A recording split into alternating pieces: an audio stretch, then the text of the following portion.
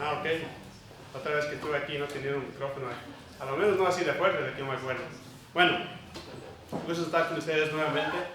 Por ustedes que no me conocen, mi nombre es Alexander y estoy aquí con mi esposa en vacaciones y estamos ministrando en el estado de Idaho, pero es un gusto estar aquí con ustedes y un gusto poder visitar también la iglesia. Yo, mi esposa, los dos somos alumnos, yo fui alumno de instituto, ya me gradué y mi esposa está por terminar. Pero en fin, para lo que venimos, ¿verdad? 1 de Pedro, capítulo 1, versos 13 al 17. Les voy a leer nuevamente, sé que son solo unos pocos. Sé que leímos uno adicional en la lectura, pero nada más es hasta el 17. 1 de Pedro, capítulo 1, versos 13 al 17. Definitivamente es una sección muy conocida también entre creyentes. Si ya tienen unos cuantos años en Cristo, me imagino que ya lo han leído, estudiado o visto. Yo lo voy a leer, nomás pueden seguirme con su vista. Dice: por tanto, ceñid los lomos de vuestro entendimiento, sed sobrios y esperad por completo en la gracia que se os traerá cuando Jesucristo sea manifestado. Como hijos obedientes, no os conforméis a los deseos que antes teníais estando en vuestra ignorancia, sino como aquel que os llamó es santo, sed también vosotros santos en toda vuestra manera de vivir. Porque escrito está: sed santos, porque yo soy santo. Y si invocáis por Padre a aquel que sin acepción de personas juzga, según la obra de cada uno, conducíos en temor todo el tiempo de vuestra peregrinación. Muy bien, vamos a orar en esta tarde. Padre Señor, te damos muchas gracias por poder abrir tu palabra nuevamente, poder estudiarla, poder seguir aprendiendo, seguir recordando esas grandes verdades que encontramos en ella. Pido, Señor, por las palabras, como en todos los estudios pasados. También te pido, Señor, que tú puedas hablar a cada alma hoy en esta noche. Pues te quiero pedir esto en Cristo Jesús. Amén. Amén. Muy bien. Bueno, un poquito acerca de la epístola, por si algunos de ustedes quizá no lo hayan visto completamente. Los días en cual el apóstol estaba escribiendo, el apóstol Pedro, ciertamente eran para sus lectores días difíciles. Ellos estaban ciertamente sufriendo persecución por su fe. Es decir, ellos literalmente estaban dentro de una comunidad, dentro de una área donde realmente estaban sufriendo por ser creyentes. Algo que muy a menudo hoy en día no se ve mucho. Ciertamente sufrimos, pero gran cantidad de las veces no es por Cristo que estamos sufriendo. Sufrimos muy posiblemente por nuestro pecado, por no estar bien delante de Él, por andar más en la carne que andar en el Espíritu. Pero el punto, regresando, es que ellos estaban sufriendo. Y el apóstol Pedro, de varias diferentes maneras, quería alentarlos, quería animarlos, porque ciertamente cuando hablo como del sufrimiento y de las pruebas, esto no es un tema popular. Esto no es un tema que, sí, háblanos más de cómo podemos sufrir, cómo podemos tener pruebas. Esto no es un tema popular, definitivamente. Pero el apóstol, aún así, les habla, y de una manera para animarlos, para alentarlos. En esta sección que vamos a ver en esta tarde, en el verso 13, bueno, antes de eso, a esta sección en la epístola, el apóstol Pedro continúa hablándonos a sus lectores que estaban sufriendo en muchas diferentes partes. Si quieren saber todas las diferentes provincias, los primeros 2 versículos te lo señalan. Y en esta sección se centra en el caminar en santidad, caminando en santidad. Y Pedro ofreció varios incentivos para animar a sus lectores, para que pudieran caminar apropiadamente. Verso 13, la gloria de Dios. Versos 14 y 15, la santidad de Dios. Verso 16, la misma palabra de Dios. Con esto en mente, el tema de esta tarde es: una vida de santidad está presente en los hijos de Dios. Una vida de santidad está presente en los hijos de Dios. Y como señala el título también, claramente estoy centrándome en los creyentes específicamente. Entonces podríamos decir que está hablando específicamente a todo creyente, sin importar su edad, sin importar cuántos años tienen en Cristo. primer punto de esta noche es una vida de santidad es explicada a los hijos de Dios. Una vida de santidad explicada a los hijos de Dios. Lo voy a hacer de manera exegética, es decir, que sí lo voy a hacer más detallado, palabra por palabra. La primera porción del verso 13 dice: por tanto, ceñid los lomos de vuestro entendimiento. Si notan, el verso empieza con las palabras por tanto, que da de entender que ya ha dicho algo anteriormente a esto. Considerando lo que había dicho anteriormente, hasta este punto, dice ahora unas palabras particulares, dice ceñid los lomos. Ahora, para entender esto mejor, ciertamente tenemos que pensar en las costumbres en los tiempos orientales. Cuando los individuos se acostumbraban a vestirse con túnicas, llevaban túnicas sueltas y fluidas, podemos decir que fueron algo grandes, pero lo acostumbraban a ponérselos de esa manera, pero cuando llegaba el momento de que tenían que trabajar o aplicarlo para algún negocio, ellos lo ataban, literalmente, para que no tuvieran restricción en el trabajar. De modo de que pudieran, pues básicamente trabajar más de manera más a gusto y más libremente. Algo, podríamos decir, algo similar hoy en día, que es lo que se conoce entre los latinos, es que se suban las mangas, listo para trabajar. Todos creo que la mayoría entienden eso, ¿no? Suban las mangas, es decir, alístense para lo que vamos a hacer aquí ahorita. Pero el apóstol, ese es el lado físico.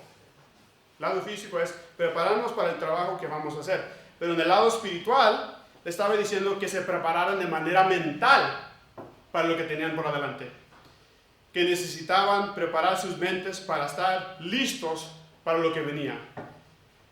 Y es posible que es muy probable que él estaba hablando de una de dos cosas.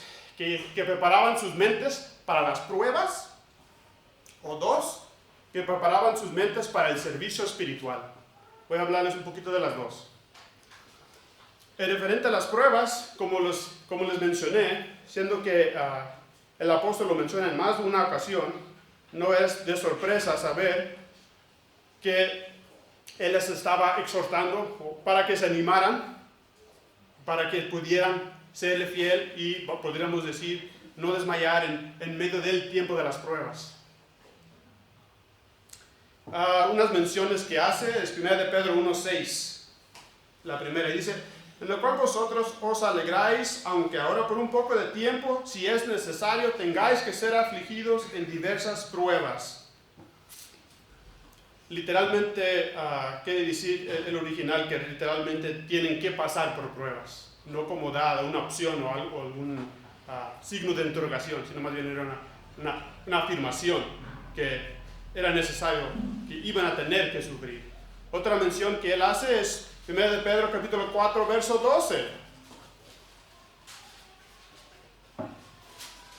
Amados, no os sorprendáis del fuego de prueba que os ha sobrevenido, como si alguna cosa extraña os aconteciese. Entonces, puede ser que a eso se estaba refiriendo el apóstol aquí. Que estuvieran listos mentalmente para las pruebas, que da de entender que debían de esperarlos, no de estar desprevenidos, sino al contrario, estar pensando, en algún momento u otro, Dios me va a enviar una prueba, voy a estar listo por él. Y no debemos de sorprendernos tampoco por las pruebas. Creo que esta cita que está en 1 Pedro 4:12 lo hace extremadamente claro. No os sorprendáis. Pero se me hace bien curioso que creyentes hoy en día todavía se sorprenden. Todavía se sorprende cuando viene ese día de oscuridad, ese día de prueba. Dicen, ¿por qué me está pasando esto a mí? Yo no me suscribí a esto. A mí me dijeron que tal cosa. Y cuando viene ese día, difícil para ellos. También Santiago lo menciona, no lo voy a leer, pero Santiago 1:2. Santiago capítulo 1, verso 2. También menciona un poco acerca de pruebas. Pero también es probable que el apóstol estaba hablando acerca de estar listos o de estar preparados mentalmente para el trabajo espiritual. Que vuestras mentes estuvieran atentas, prontas y listas para el trabajo espiritual. Que da de entender que era necesario poner al lado todos los pensamientos que no estaban en su lugar, todas las preocupaciones, cualquier cosa que les podía estorbar para no poder llevarlo a cabo, para que no fuese obstáculo en su servicio a Dios. Y estar listos para servir a Jesucristo en todo aquello que Él nos llame, para que Él nos llame. Pero para saber eso, para saber qué es lo que Jesucristo quiere de mí, ciertamente tenemos que estar en la Escritura. Tenemos que estar renovando nuestra mente. Necesitamos estar repasando la Escritura. Porque de otra manera, ¿cómo vamos a descubrir lo que Dios quiere para nosotros? Lo que Dios quiere que yo haga con mi vida. Hablando específicamente en el servicio a Él. Porque cada creyente puede servirle a Dios. Y yo diría más bien que cada creyente le debe eso mínimo a Dios. El servirle a Él. Él es nuestro Dios, el que nos salvó, el que nos sacó de donde, quién sabe dónde. Y ahora lo mínimo que podemos hacer es servirle. Entonces estar listos para poder servirle en esa área que Él nos llame. Y ya sé que podría sonar un poco, quizá no sea tan claro para cada creyente qué es lo que Dios quiere que yo haga. Pero, por eso, nosotros necesitamos ir a la Escritura para ver qué es lo que Dios quiere de mí. Porque si ciertamente vemos en otras áreas, no vamos a encontrar el llamamiento de nuestra vida. No vamos a encontrar la voluntad de Dios afuera de la Escritura. Entonces necesitamos estar atentos y listos para trabajar por el Señor. Continuamos en la parte que sigue, en el verso 13.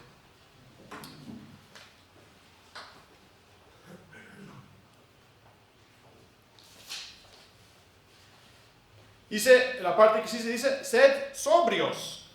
Sed sobrios. Literalmente quiere decir no intoxicarnos. El ser sobrio describe un creyente que está en completo control sobre su manera de hablar, sobre su discurso, en control de su vida, de lo que él hace. Y claramente el estar intoxicado de alguna droga, pues básicamente eso afecta a nuestra mente, de no poder pensar bien.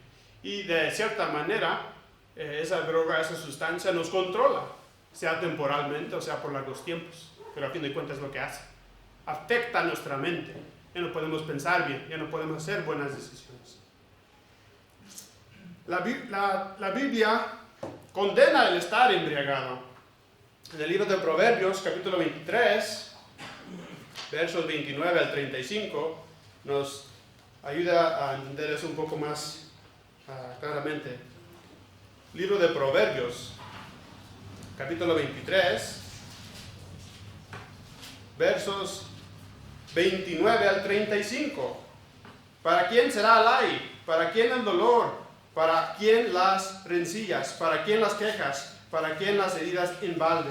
¿Para quién lo amortado de los ojos? Para los que se detienen mucho en el vino.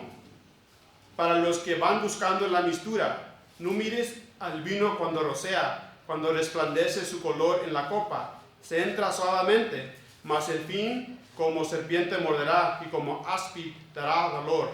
Tus ojos mirarán cosas extrañas y tu corazón hablará perversidades. Serás como el que yace en medio del mar o como el que está en el punta de un mastalero. Fin, ahí continúa un poco en el verso 35 también. Entonces, ciertamente, la Biblia condena el estar embriagado, hablando de alcohol. Al contrario, dice que de lo que necesitamos llenarnos, en verdad, es de su espíritu. Para estar llenos de su espíritu, ciertamente necesitamos mantenernos en comunión con Él, al igual que tener una vida de oración, que a fin de cuentas es algo que ha de estar presente si nosotros estamos caminando con Dios en nuestra relación personal con Él. El punto al que va el apóstol es que seamos sobrios de nuestras mentes, que estemos en control de nuestro hablar, conducta, y que no dejemos que nuestra carne, es decir, el viejo hombre o la vieja naturaleza, nos controle o nos gobierne. Y Pedro no solo estaba hablando acerca de ser sobrios en el sentido de no estar embriagados con alcohol, sino que también hay una manera de vivir la vida cristiana que hace uno olvidar o no estar consciente de lo que la Escritura enseña, a tal grado que nos atraen más las cosas del mundo que las cosas de Dios. Entonces necesitamos como creyentes estar despiertos, sobrios, continuamente en la oración y en el estudio de la palabra de Dios, para que no caigamos en esta trampa. Continúa el apóstol en la última parte del verso 13 y dice: y esperad por completo en la gracia que se os traerá cuando Jesucristo sea manifestado. La palabra esperad del texto podría leerse mejor en otra traducción, literalmente esperanza, y podría leerse pon tu esperanza. Entonces se lo podría leer así: pon tu esperanza por completo en la gracia que se os traerá cuando Jesucristo sea manifestado.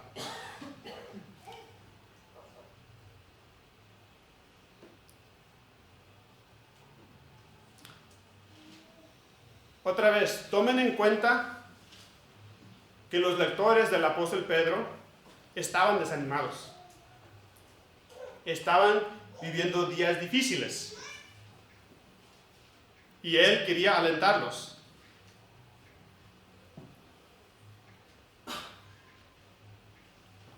Él quería recordarles de dos grandes verdades en medio de su sufrimiento. Uno era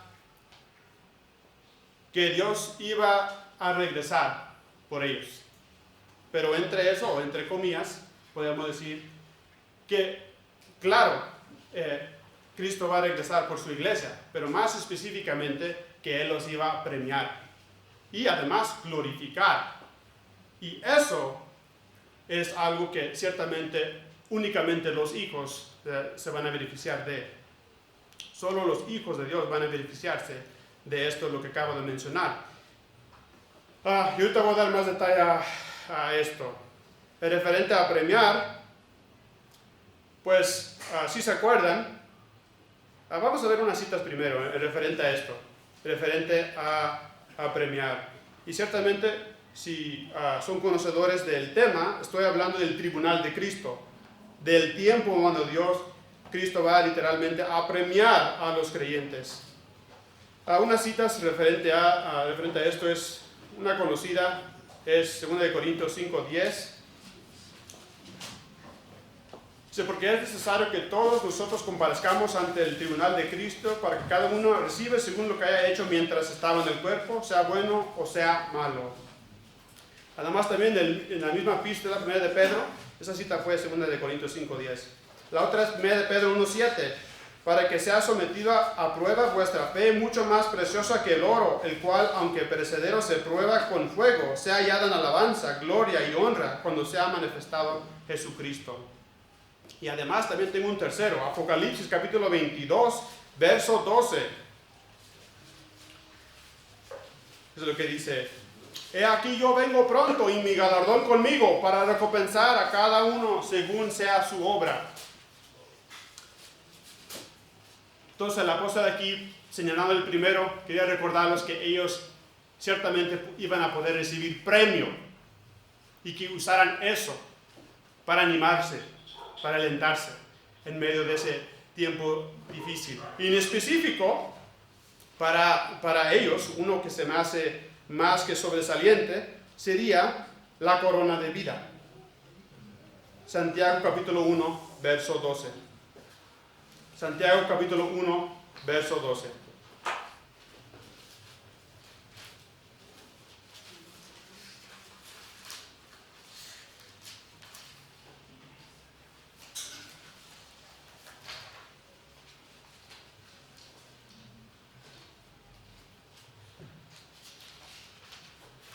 Santiago capítulo 1, verso 12 dice así: Bienaventurado el varón que soporta la tentación, porque cuando haya resistido la prueba, recibirá la corona de vida que Dios ha prometido a los que le aman.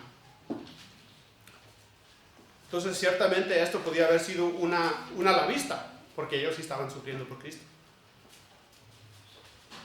Y no solo ellos, sino también si piensen un poco en los apóstoles, cada uno de ellos sufrió por su fe. Y casi todos fueron mártires, con excepción del apóstol Juan. El apóstol Pedro fue mártir, y la tradición dice que cuando él murió, él no quería morir parado, sino de boca para arriba, porque creyó que él era indigno de morir de la misma manera que murió Jesucristo.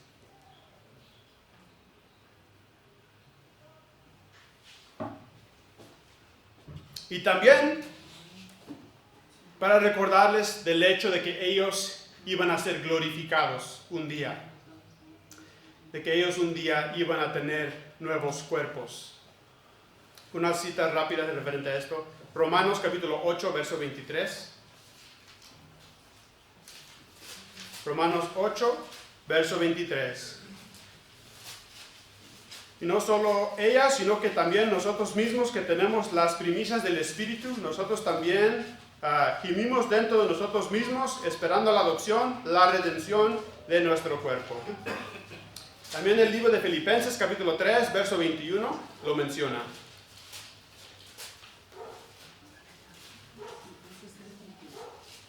Filipenses, capítulo 3, verso 21.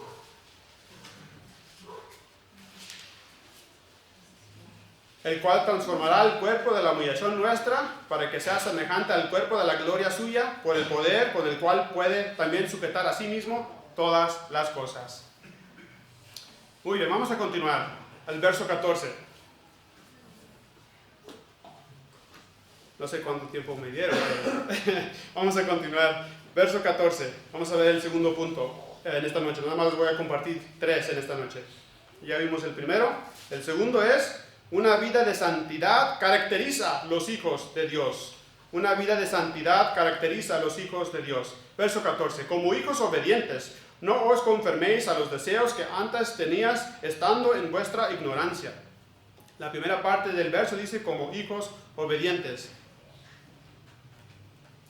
Teniendo en cuenta lo que nos decía el verso anterior, nos ayuda a entender este. Si tenemos nuestra enfocada en la venida de Cristo, esto va a producir una santidad en tu vida, o como el apóstol lo llama, obediencia. Va a producir obediencia. Si tenemos a vista su regreso, eso va a producir algo ahorita.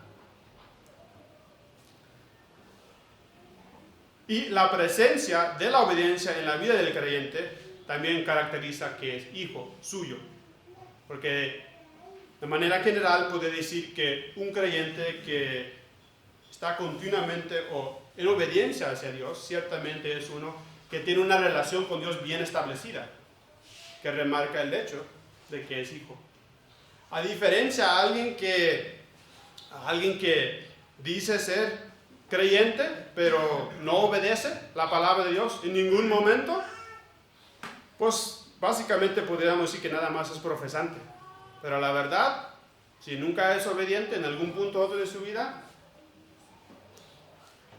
pues deja mucho que decir.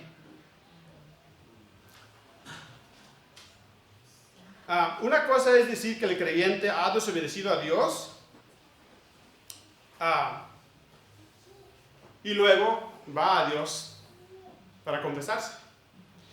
Entonces no estamos hablando de una obediencia perfecta. De ninguna manera, porque ningún ser humano lo es, y tú y yo sabemos que todavía tenemos nuestra vieja carne, nuestra vieja naturaleza. En algún momento u otro vamos a fallar. 1 de Juan 1:9 nos ayuda a entender esa necesidad de ir nuevamente con Dios para restaurar lo que está roto en nuestra relación con Él, esa comunión que es rota cuando nosotros pecamos contra Él. Eso es lo que sucede. La comunión con Él está estorbada hasta que nos confesemos. Ok. vamos a continuar a la otra parte del verso 14. Dice, no os conforméis a los deseos que antes teníais estando en vuestra ignorancia. El sentido de la palabra deseos literalmente es tener un antojo maligno. Y no tengamos antojos malignos de vivir nuestra vida como la vivimos antes de conocer a Cristo, cuando estuvimos en nuestra ignorancia. Como el apóstol Pablo lo señala, cuando estábamos muertos en nuestros delitos y pecados, Efesios 2:1. Sino que ahora que hemos encontrado al Salvador, que desechemos, pongamos eso al lado y vivamos ahora para Dios. El autor entendía que la vida cristiana no iba a estar libre de tentaciones. Y si recordamos, la tentación en sí no es pecado. Ceder en la tentación sí lo es. Pero yo escucho hoy en día todavía lo mismo, que algunos dicen, es que yo estoy tentado, yo estoy pecando ya. Depende, ¿cediste o no? Acuérdense, Jesús fue tentado, nunca pecó. Vamos a continuar el verso 15. Una vida de santidad es exigida a los hijos de Dios. Una vida de santidad es exigida a los hijos de Dios.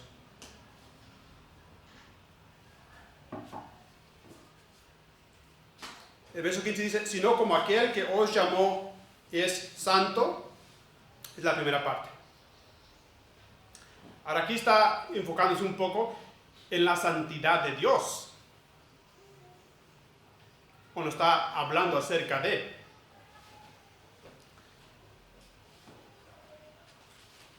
Y cuando pensamos en la santidad, ciertamente nosotros podemos tener unos pensamientos medio curiosos.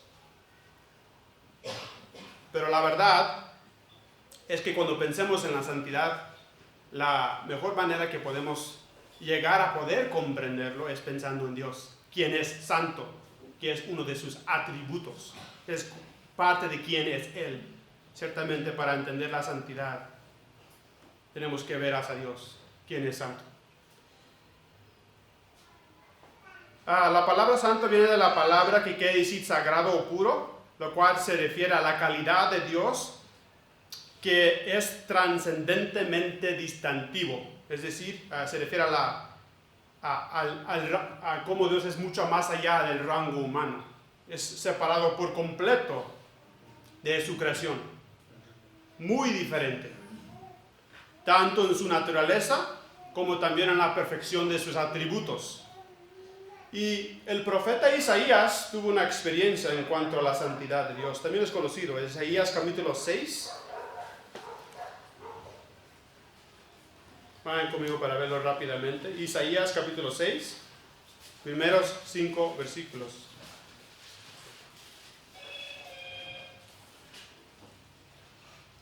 Dice, en el año que murió el rey Usías, vi yo al Señor sentado sobre un trono alto y sublime, y sus faldos llenaban el templo. Por encima de él había serafines, cada uno tenía 6 alas, con 2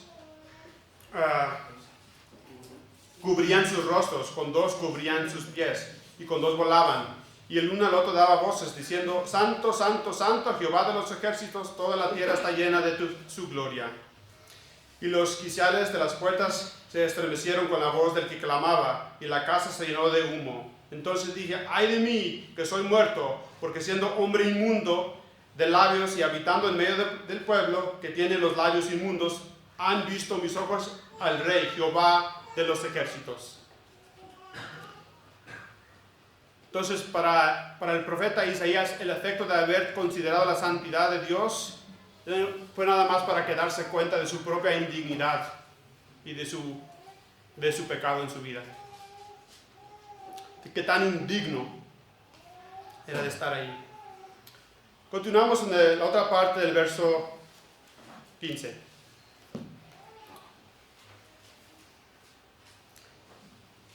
Dice, sed también vosotros santos en toda vuestra manera de vivir. Aunque hay, yo creo que unas buenas cantidad de razones del por qué el creyente es de andar en santidad, quiero mencionar una que creo quizá que es una de las más importantes, una de las más arriba de la lista. Una de las razones del por qué los creyentes deben vivir en santidad es por nuestra relación personal que tenemos con Él. Así de sencillo. Por nuestra relación personal que tenemos con Él. Si nosotros ciertamente no andamos bien, no podemos andar con comunión con Él. Así de sencillo. Si no hay santidad en nuestra vida, eso significa muy posiblemente que entonces lo opuesto es cierto, que estamos andando entonces en la carne. Y si eso es cierto, muy posiblemente está el pecado. Y si el pecado está presente, ahí está el estorbo para nuestra comunión con Él. Entonces, una de las razones, yo creo, principales que los creyentes deben vivir en santidad es por nuestra relación personal que tenemos con Dios. Que nuestra meta sencillamente sea de querer agradar a Dios. No que estemos viendo qué hago, qué no hago. Olvídense de eso. Que el enfoque sea cómo puedo agradar a mi Dios. ¿Qué es lo que Él quiere que yo haga? Que eso es el enfoque.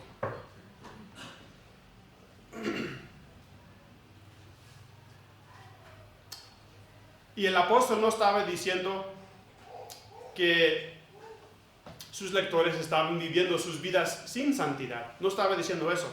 Pero lo que sí estaba diciendo es que la santidad en sus vidas debería remarcarlos de una manera para que fuese completamente claro que ellos habían sido llamados fuera del mundo.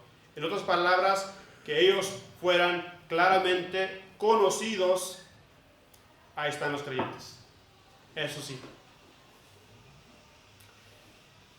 Que era claro que lo eran y que era claro que se podía reconocer que ellos eran. Déjenme decir, hoy en día en la iglesia hay un problema. Hay un problema porque hay ocasiones que a veces no se puede diferenciar el creyente con el no creyente. No se puede distinguir. ¿Cómo es eso posible? Hay un problema. Tiene que haber una diferencia en nuestras vidas. Y la verdad es que ese es trabajo interior del Dios Espíritu Santo dentro de nosotros. No es como que nosotros vamos a estar esforzándonos. Sí, quiero hacer eso. No tanto así, sino que es el trabajo interior de Dios Espíritu Santo en nosotros que lo va a estar haciendo.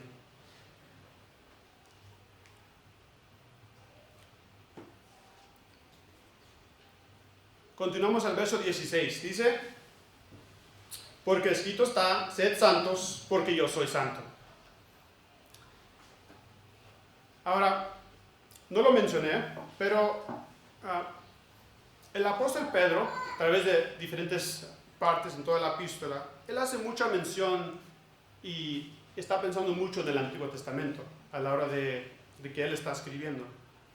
Y es más, el libro de Primera de Pedro es uno de tres del todo el Nuevo Testamento que tiene mucha referencia al Antiguo Testamento. Primera de Pedro, libro de Hebreos y el libro de Apocalipsis son los tres que tienen más referencia al Antiguo Testamento al momento de escribir. Entonces, el punto, regresando, es que el apóstol Pedro tenía en mente el Antiguo Testamento en su mente cuando está diciendo esto. Vamos a ver unos versículos en unos momentos. Pero antes, quiero decirles esto. El hecho que menciona esto el apóstol a la iglesia no significa que es la primera vez que es mencionada. Y ya ha sido mencionada anteriormente. Vamos a ver unas citas ahorita rápida en Levítico, cuando él estaba hablando a Israel, este otro grupo. Levítico, capítulo 20, verso 26.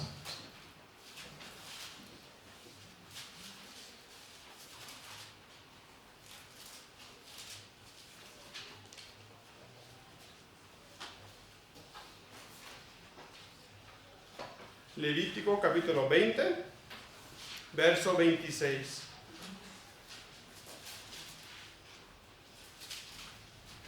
Dice, habéis pues de serme santos, porque yo, Jehová, soy santo, y yo os he apartado de los pueblos para que seas míos. También si voltean las páginas a su izquierda, Levítico capítulo 11, versos 44 y 45, dice así: porque yo soy Jehová vuestro Dios, vosotros por tanto os santificaréis, y seréis santos, porque yo soy santo. Así que no contamináis vuestras personas con ningún animal que se arrastre sobre la tierra, porque yo soy Jehová, que os hago subir de la tierra de Egipto para ser vuestro Dios. Seréis pues santos, porque yo soy santo. Aquí puede ver claramente entonces el hecho de que el apóstol estaba pensando en el Antiguo Testamento aquí, porque dice algo similar aquí en el verso 16. Entonces solamente es una reiteración de una enseñanza que ya fue previamente dada. En el contexto, Israel fue llamado a ser una nación santa para que pudiera tener compañerismo íntimo con Dios. Y en el Nuevo Testamento, en esta otra dispensación, aunque es distinta, Dios pide lo mismo a este otro pueblo, que sean santos. Entonces se repite la enseñanza. Pide lo mismo de la iglesia, santidad. Romanos capítulo 12, verso 1. Una referencia.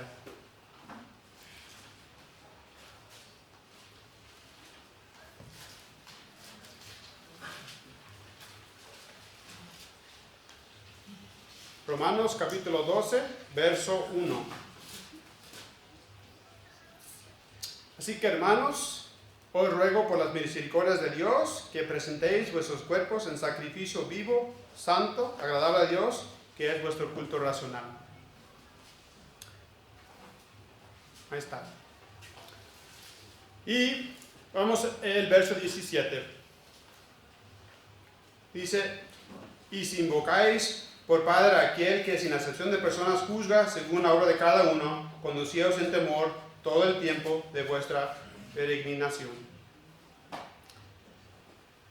Ahora, la palabra padre del texto quiere decir padre su ancestro, pero no está hablando del Padre de una manera que separa la unión de Dios Padre con Dios Hijo, es decir, que no separa lo que nosotros conocemos como la Trinidad de ninguna manera, sino que Él se está dirigiendo de manera específica o de manera particular a Dios Padre. Él se está refiriendo a Dios como el Padre del universo de una manera familiar, como lo es de la compasión de un padre para con sus hijos. Y ciertamente invocamos a Dios como nuestro Padre. Unas referencias a esto es el libro de Mateo, capítulo 6, verso 4.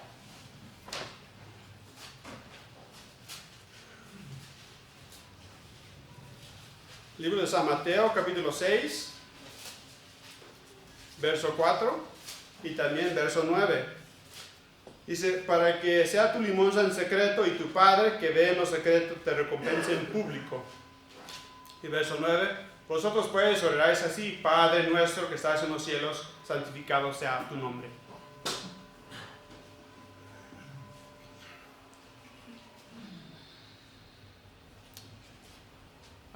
Este versículo también hace una mención referente al juicio que había mencionado ya anteriormente. Pero este juicio será un juicio familiar. El Padre va a tratar con sus amados hijos. Otra vez, el juicio del tribunal de Cristo no va a ser referente al pecado, va a ser referente a tiempo de premiación, donde una recompensa será recibida o una recompensa no será recibida. De eso se va a tratar específicamente. Básicamente se va a tratar de todo lo que hiciste para Cristo después de ser salvo, después de la salvación. Él va a juzgar lo que tú hiciste por Él después de la salvación. Él va a evaluar tus obras, lo que tú hiciste por Él durante este tiempo que Dios te puso aquí, que te dejó estar aquí.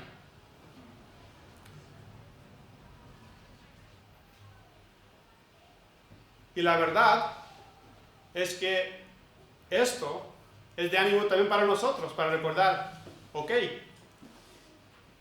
ciertamente Dios pide que le sirva, pero también ten en mente que también entre ese servicio puedes obtener premio. Puedes obtener premio. Como también lo contrario, también lo opuesto. Puedes no recibir premio. Todo depende básicamente del creyente individual, de ese creyente individualmente. A la última parte del verso 17 dice: conducíos en temor todo el tiempo de vuestra peregrinación. La frase conducíos en temor se está refiriendo a temor, reverencia, un respeto profundo hacia Dios. Y ciertamente es bueno para nosotros mantener un respeto, un temor a Dios como nuestro juez, ya que Él tiene ese poder sobre nosotros. Termina el verso recordándonos que las pruebas que tendremos en esta vida solo serán por un tiempo. Mas nuestro tiempo en la eternidad será para siempre. Proverbios 9:10, por cierto, referencia a lo que estaba mencionando acerca del temor, al temor de Dios.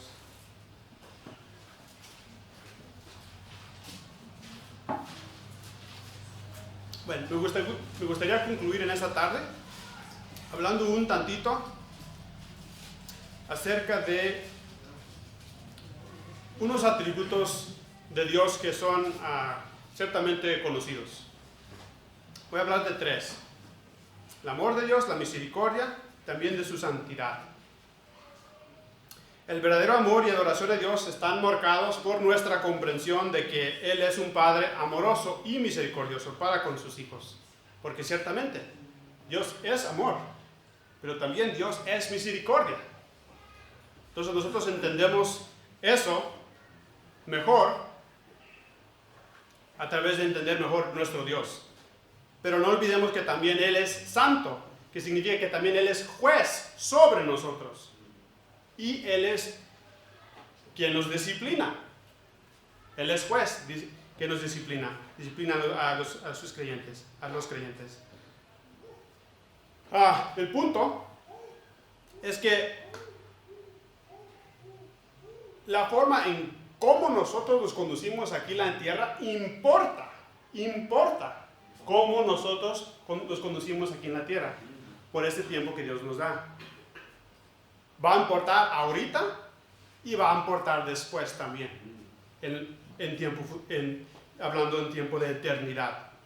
Entonces, voy a explicar esto un poco más, pero voy a terminar con 2 preguntas para esta tarde. Creyente, ¿está presente la santidad en tu vida? ¿Está presente la santidad en tu vida? Esto es ahorita, ahora. Dios pide eso de ti ahorita, no después.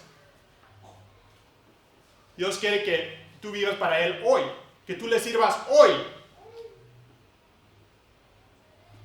A menudo escucho, en otro tiempo lo hago, voy a tener más tiempo. Tú no sabes, Dios puede llevarte hoy en la noche, ya ni amaneces mañana.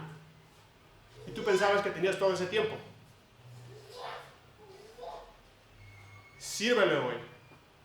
Pero más que todo, esté consciente que Dios pide de ti que vivas en santidad, que camines en santidad. No perfecto, vamos a fallar. Vayamos a Dios cuando fallemos, pero continuamos en el camino. Segunda pregunta, creyente, ¿estás esperando premio al final de tu vida? ¿Estás esperando premio? Yo he escuchado a muchos creyentes decir, pues yo soy salvo y gloria a Dios por ello. No me malentiendan, gloria a Dios por ello. Si Dios te encontró. Pero no es el fin todo ahí. Todavía es toda una vida lo que Dios te va a dar o permitir vivir antes de que tú estés con Él. Triste será que tú te presentes delante de Cristo y no recibas ningún premio. Triste será. Entonces, yo las exhorto hoy en esta tarde a decirles, hermanos, trabajemos para el Señor. Como quiera, nos toca hacerlo, pero también tomamos en cuenta que también podemos adquirir premio. Hermanos, vamos a orar. Padre, Señor, te damos muchas gracias por tu palabra, por lo que enseña. Damos gracias por esta sección de Primera de Pedro, que ciertamente son buenos recordatorios para nuestra vida y ciertamente son enseñanzas que son importantes para nuestro diario vivir. Te pedimos, Señor, que tú nos ayudes con la parte de la aplicación. Más te quiero pedir esto en Cristo Jesús. Amén.